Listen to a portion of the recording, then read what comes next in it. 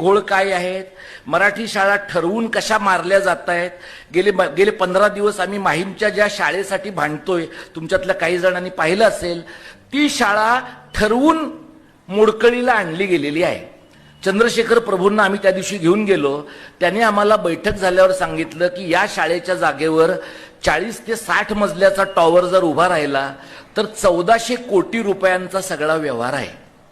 1400 कोटी रुपयांचा जिथे व्यवहार आहे तिथे मराठी, गुजराती, हिंदी आणि कानडी अशा 4 माध्यमांमधल्या झोपडपट्टीतल्या मुलांच्या शाळा चालवणं हे अत्यंत क्रिमिनल स्वरूपाचं काम आहे.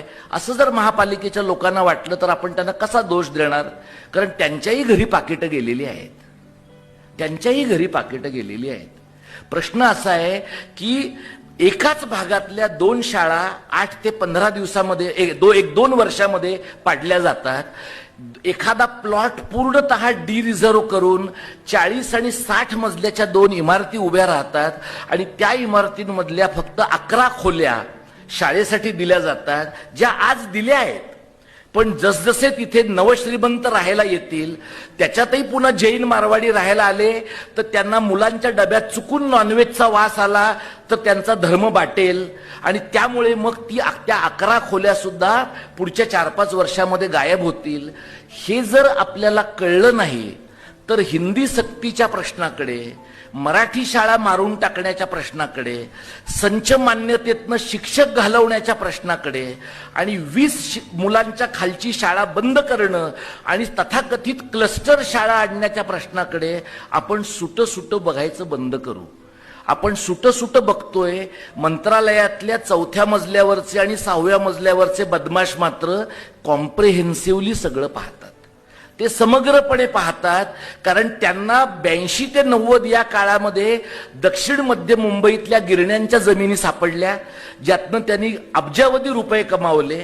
पण आता त्यांची भूक वाढली आहे. आता त्यांना काय लक्षात आलंय की आता शाळांच्या जागा अत्यंत मोक्याच्या आहेत, तर शिक्षणासारखी अत्यंत टुकार गोष्ट इतक्या मोक्याच्या जागी करण्यापेक्षा आपण अल्ट्रा लक्झरियस होम्स का बांधू नयेत?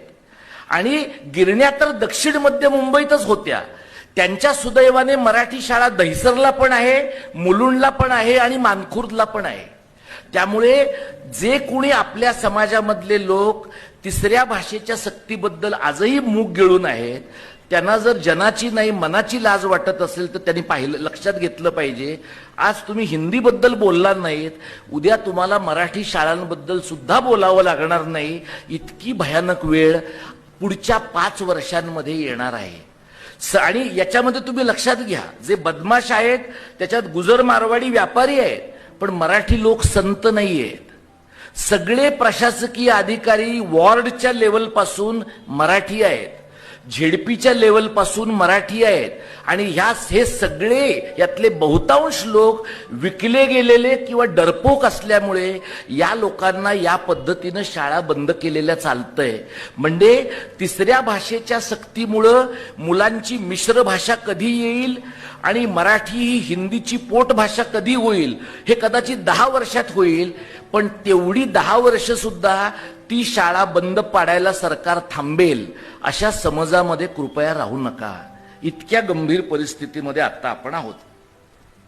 आता